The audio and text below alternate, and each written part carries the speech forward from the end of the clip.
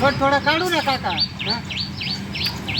चला आता उरलेले जे कैऱ्या आहे ना ते काढायचं काम चालू आहे. आणि आता आहे ना कागद छोटा घेऊन आलेले ते. मागच्या वेळेस तो झलता झापता झपत नव्हता. मग आता काय ते उभा आहे बरं का लागायचं. हा ना. आणि आता वेळानेच काढायचं आहे ते.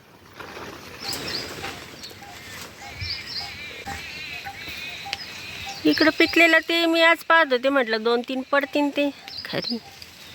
रोज पडले का घेऊन जायची. मग ते पडलेलं तरी सडतंच म्हणा ते, जरी 4 दिवस ठेवलं तरी.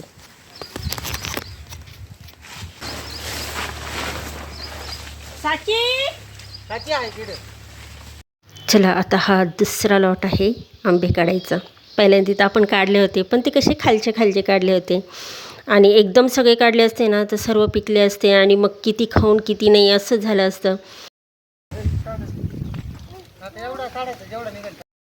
मग मुलांसाठी काय केलं होतं, सुरुवातीला सर्व खालचे काढले होते. तर आता किती निघतात बघूया. इकडे मळ्यात येणार होतं काय हो? काय नाही. वैष्णवी आता माहेरी गेलेली आणि तिला जायचं आहे आता 2 दिवसांनी. त्याच्यासाठी मग तिने फोन केला सोमतात्याला की तेवढे आंबे जे राहिलेले आहे ना तेवढे काढून घ्या म्हणे, मला जाताना ते घेऊन जायचे आहे. म्हणून मग ते आले होते काढायला. आता आंब्याचं झाड हे काय अवघड नाही चढायला, अगदी सोपं आहे. पण काय ते तुम्हाला मी यापूर्वी सांगितलं आहे की झाड हे ना त्याचं खोड किडलेलं आहे आणि त्याच्यामुळंच मग हे चढायला आम्ही त्यांना सांगत नाही. जेवढं हातातली कोयत्याची काठी जेवढी पुरल जेवढं होईल तेवढं ते काढायचं. पण आता काय झालं की खूपच उंच आहे, त्याच्यामुळं काकांनी स्टूल आणला.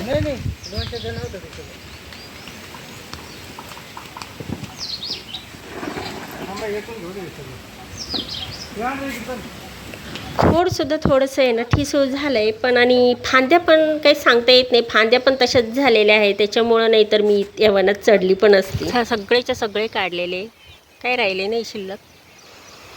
फार टोकावर आहे असले तर असतील, जेवढं पोचता येते तेवढं. आपलं काय म्हणतं हे कोयता, हे जल्ला देतो कोयता. भीती पण वाटते ते.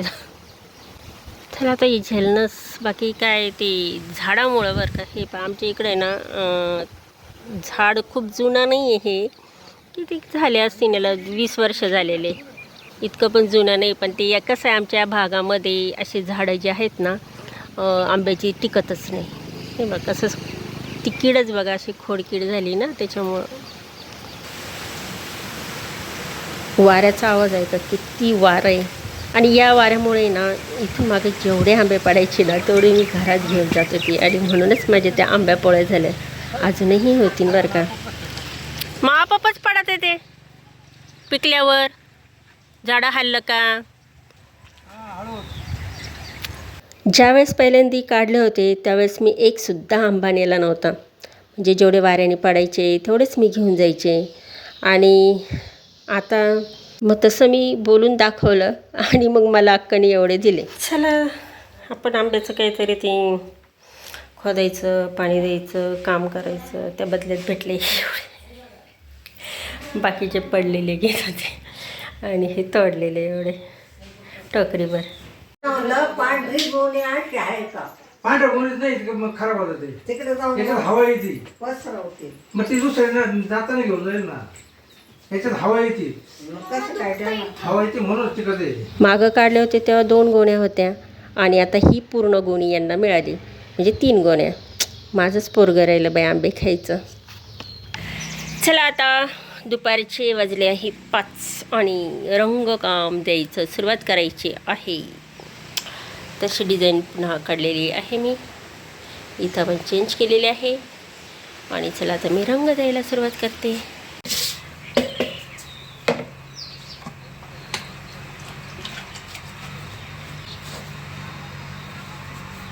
रंगभरण करायचं म्हटल्यानंतर चुकून का आहे ना त्या चुलीला पाय लागतो. प्रथम तिची माफी मागितली आणि रंग भरायला सुरुवात केली. तर एक एक पाकळी, एक एक कडा मी त्या कुंचल्याने सजवत होते. कसं होईल काय माहिती, पण ठीक आहे. आय होप चांगलंच होईल. काहीतरी भिंतीवर नवीन काहीतरी चित्र येईल. 10-15 वर्षापासून ही भिंत पाहत आलेली आहे आणि त्याच्यावर काहीतरी वेगळं पण आणि चुलीवर स्वयंपाक करायला सुद्धा मजा येईल.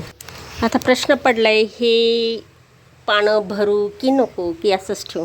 असंच छान वाटतं ना, कारण वरती असं हे बटबटीत झालेलं आहे, मग खाली आणखीन नको बटबटीत. बरं, हे असंच झाडाचं पानं.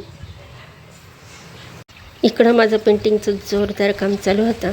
नारळाची झाडं, दुसऱ्या बाजूने सुद्धा नारळाची झाडं काढली होती आणि मध्ये नक्षी होती. आणि तेवढ्यातच मी तुम्हाला घेऊन जात आहे इकडं. चला माझ्यासोबत. तर काय आलेलं आहे तुम्हाला ते दाखवते. टाकी आली वाटतं, टाकी.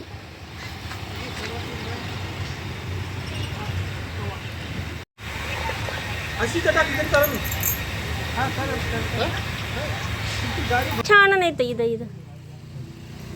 इथं जमल ना रूमपा. एवढी मोठी सिमेंटची टाकी कशी उतरवता याची उत्सुकता मला नेहमी असायची. चला आज प्रत्यक्ष पाहते आणि तुम्हालाही दाखवते.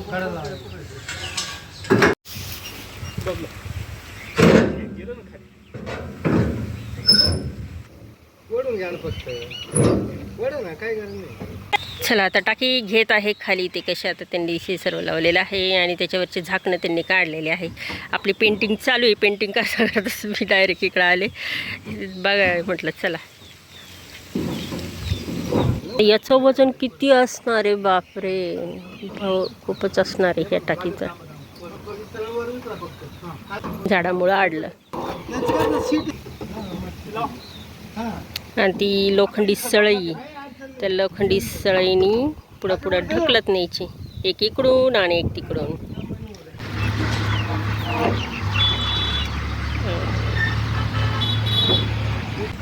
चला, बरीच अशी लोखंडी सळईने अशी पुढं ढकलत न्यायची. आणि तिकडं ते दगड ठेवून राहिले दुसरे दादा, म्हणजे बरोबर पुढं पाठीमागे येतच नाही ते.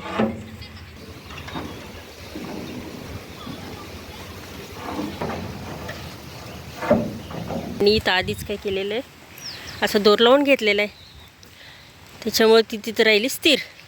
आता हे कसे करतील? पुरा दम निघाला. सगळ्या उतारावरच गाडी ना ती. हा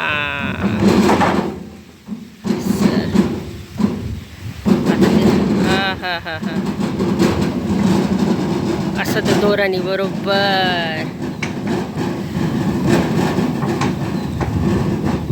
चला, मलाही प्रश्न पडायचा की एवढी मोठी टाकी हे खाली कशी उतरत असतील. आणि बघा हे प्रश्न आता डायरेक्ट मी प्रत्यक्षच पाहिलेला आहे आणि तुम्हाला पण समजलं आहे.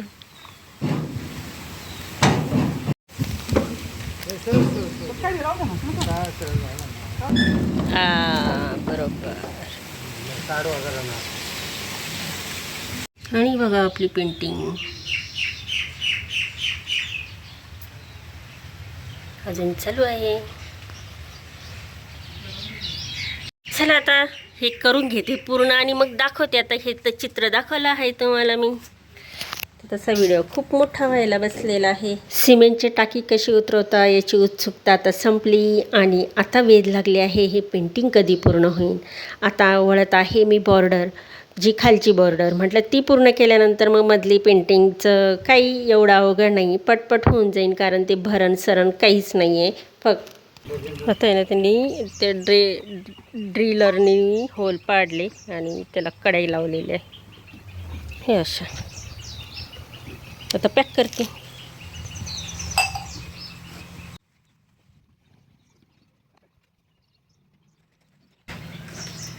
ओके.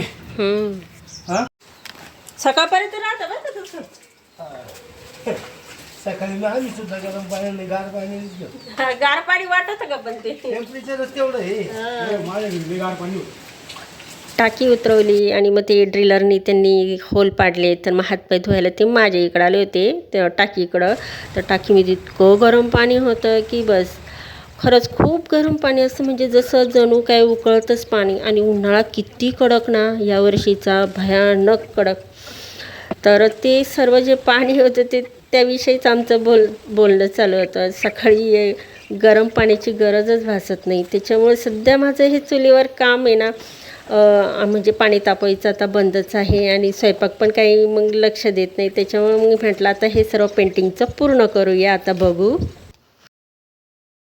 जेवढे झाडं होते, बॉर्डर होती, तेवढी बॉर्डर सर्व काढून घेतलेली आहे आणि खडून याआधी काढलं होतं. त्याच्यामुळं हे पटकन झालं. आणि चला, मी काही एवढी दिग्गज कलाकार नाही आहे, पण झाली माझी आता पेंटिंग. आता तुम्हाला दाखवते, तुम्हाला कशी वाटते. मन लावून तर मी काढली, पण आता तुम्हाला कशी वाटते जरूर कमेंट करून सांगा. तर ही बघा, ही पूर्ण पेंटिंग आता झालेली आहे. अजून थोडा काही बदल करायचा तर करीन, पण हे बघा, अशी पेंटिंग पूर्ण झालेली आहे.